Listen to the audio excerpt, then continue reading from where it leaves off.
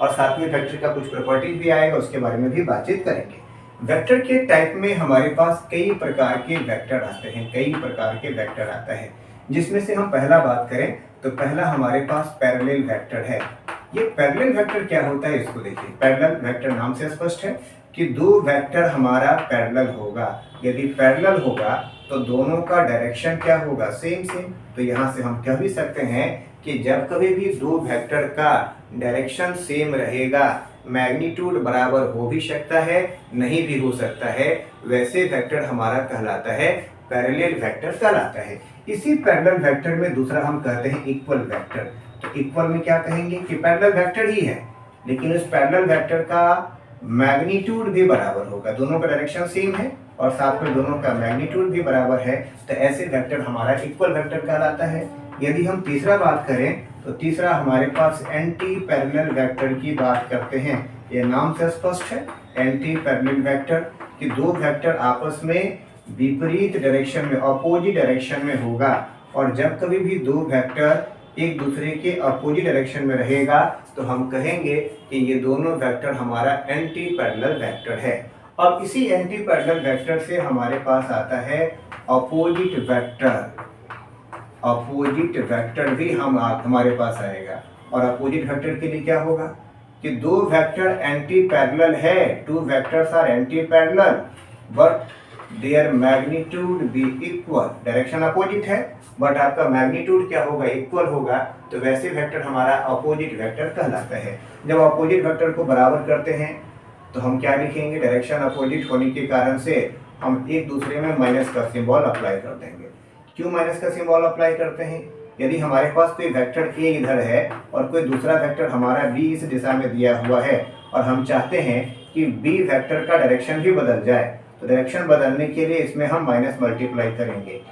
इसकी प्रॉपर्टी को हम पढ़ेंगे आगे। तो हम यहाँ से देखा जाए तो हम यहाँ से क्या देख रहे थे कि ए और बी का मैग्नीट्यूड बराबर था, लेकिन ए और बी का डायरेक्शन अपोजिट था। हमने डायरेक्शन को इससे ऑपोजिट को फिर से एक डायरेक्शन में लाने के लिए हमने माइनस मल्टीप्लाई कर दिया। अब यदि आप देखिएगा तो ए वेक्टर और माइनस बी वेक्टर दोनों का मैग्नीट्यूड भी बराबर है और दोनों का डायरेक्शन भी बराबर है। तो अभी आपने देखा था कि जब कोई भी दो वेक्टर का मैग्नीट्यूड बराबर हो, डायरेक्शन बराबर हो, तो वैसे वेक्टर हमारा इक्वल वेक्टर कहलाता है। सेम है, यहाँ पे ए और माइनस बी दोनों का मैग्नीट्यूड भी बराबर है और डायरेक्शन भी बराबर है, इसलिए हम कह रहे हैं कि दोनों हमारा इक्वल वेक्टर है। और दोनों को इक्वल होने के लिए बीच में नेगेटिव आ गया, इसलिए इस अपोजिट वेक्टर को हम नेगेटिव वेक्टर के रूप में भी रिप्रेजेंट करते हैं। ठीक है, लिखते हैं। अब इसके बाद हमारा आता है यूनिट वेक्टर। इसके बाद हमारे पास आता है क्या, नल वेक्टर। तो हम लिखेंगे कि यूनिट वेक्टर।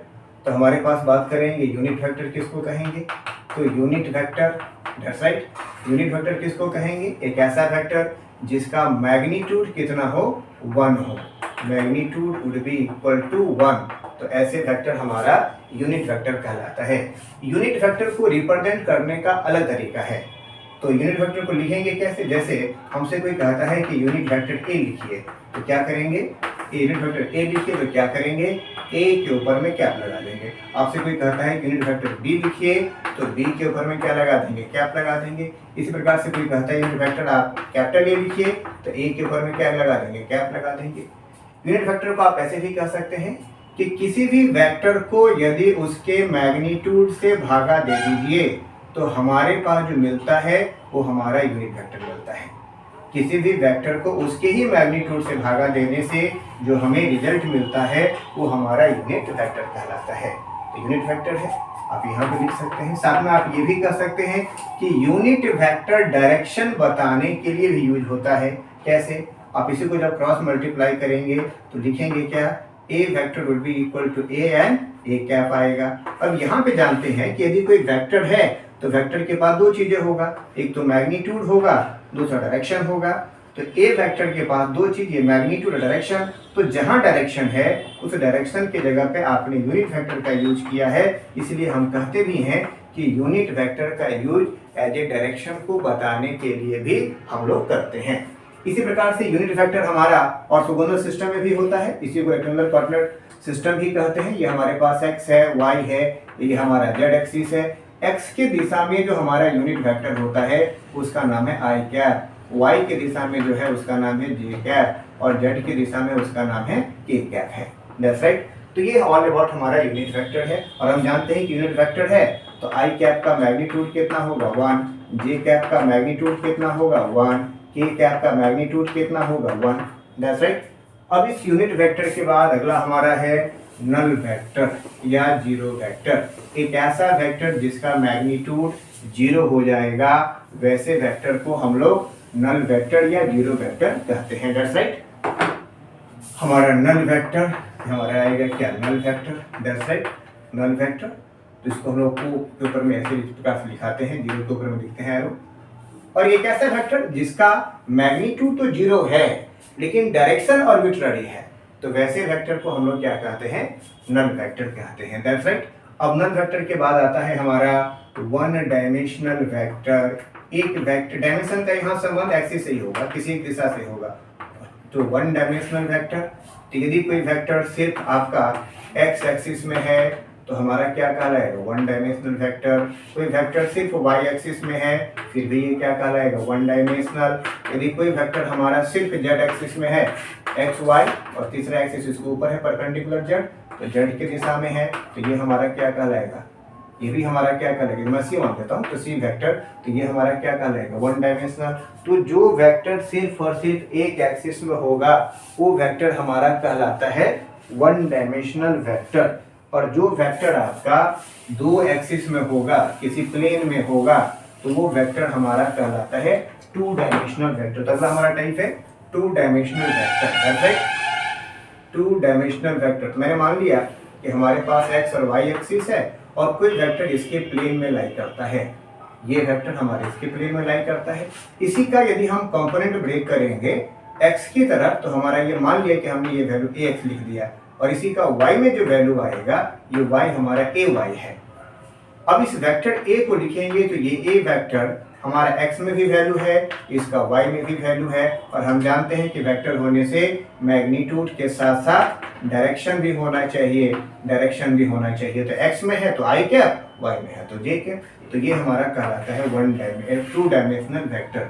कोई वेक्टर हमारा तीनों डायमेंशन में है, एक्स वाई और जेड, और इसके बीच में कोई वेक्टर इस प्रकार से दिया हुआ है, यानी एक्स एक्सिस, वाई एक्सिस, तीसरा आपका जेड एक्सिस है, और इस तीनों के जेड एक्सिस को मैं यहाँ लिख रहा हूँ, जेड एक्सिस, इस तीनों के बीच में हमारा दिया हुआ है। इसका एक्स में भी वैल्यू है ए एक्स, इस वेक्टर का, ए वेक्टर का, इसका वाई में भी वैल्यू दे दिया है ए वाई, इस वेक्टर का आपका जेड में भी वैल्यू दे दिया है ए जेड। तो ये ए वेक्टर हमारा एक्स में इसका वैल्यू कितना ए एक्स, वाई में कितना वैल्यू ए वाई, जेड में कितना वैल्यू ए जेड। और हम जानते हैं कि वेक्टर का मैग्नीट्यूड के साथ साथ डायरेक्शन भी होता है, और डायरेक्शन को बताने के लिए हम यूनिट वेक्टर का यूज करते हैं। तो ये हमारा कहलाएगा थ्री डायमेंशनल वेक्टर कहलाएगा। इस सारी बातें को हम लोग टू डायमेंशनल रेजोल्यूशन और थ्री डायमेंशनल रेजोल्यूशन में भी हम लोग बातचीत करने वाले हैं। तो ये हमारे पास वन डायमेंशनल, टू डायमेंशनल और थ्री डायमेंशनल आपका वेक्टर था। इसके अलावा और भी कई सारे वेक्टर होता है, जैसे प्लेनर वेक्टर होता है, को प्लेनर, यानी सब वेक्टर एक ही प्लेन में है, और हम जानते हैं कि दो एक्सिस मिलकर के, एक्स और वाई मिलकर के, या वाई और जेड मिलकर के, या जेड और एक्स मिलकर के एक प्लेन बनाएगा। यदि कोई वेक्टर एक ही प्लेन में है, दो या दो से अधिक वेक्टर एक ही प्लेन में है, तो ये दोनों वेक्टर हमारा कहलाता है क्या, कोप्लेनर वेक्टर कहलाता है। दूसरा होता है नॉन कोप्लेनर। यदि हमारे पास दो वेक्टर एक प्लेन में नहीं है, एक हमारा आ गया एक्स वाई प्लेन में, दूसरा आ गया हमारा वाई जेड प्लेन में हमारा, तो ये दोनों क्या कहलाएगा, ये भी हमारा तीसरा भी मान लेते हैं, ये ए वेक्टर, ये हमारा बी वेक्टर, ये सी वेक्टर, तीनों अलग अलग प्लेन में है। ये एक्स वाई प्लेन, ये वाई जेड प्लेन और ये जेड एक्स प्लेन में है, तो अलग अलग प्लेन में होने के कारण से ये हमारा कहलाएगा non coplanar vector. That's right. अब इसके बाद आता है क्या, कोलिनियर वेक्टर। जब सारे वेक्टर एक ही डायरेक्शन में होगा तो वो हमारा कहलाएगा कोलिनियर, एक ही लाइन में होगा। जैसे कोई वेक्टर ये है, दूसरा वेक्टर हमारा मैग्नीट्यूड छोटा बड़ा हो भी सकता है ना। ये हमारे पास तीसरा क्या आएगा, सी वेक्टर, इस प्रकार से दिया है, सब एक ही लाइन में है, तो ये हमारा कहलाता है कोलिनियर वेक्टर। अगला क्या आएगा, नॉन कोलिनियर, मतलब एक लाइन में नहीं है, एक वेक्टर ए है, दूसरा हमारा बी है, तीसरा हमारा सी है, ये सब हमारा कहलाता है नॉन कोलिनियर वेक्टर कहलाता है। इसके अलावा हम बात करते हैं किस पर, एक्सियल वेक्टर के बारे में बातचीत करते हैं, पोलर वेक्टर के बारे में बातचीत करते हैं। चलिए तो हम बात करें किसके बारे में, एक्सियल वेक्टर के बारे में बातचीत करें। एक्सियल वेक्टर को ही हम लोग कहते हैं सीडो वेक्टर भी कहते हैं, सीडो वेक्टर। ये वेक्टर आता क्यों है, यदि कोई भी बॉडी किसी पॉइंट के क्रॉसपॉन्डिंग या किसी एक्सिस के क्रॉसपॉन्डिंग घूमेगा तो हम लोग मानते हैं क्या कि बॉडी के घूमने के कारण से घूमेगा तो कुछ ना कुछ वेलोसिटी या कुछ ना कुछ एक्सेलरेशन या कुछ ना कुछ मैग्नीट्यूड तो किसी न किसी फिजिकल क्वांटिटी में होगा ही।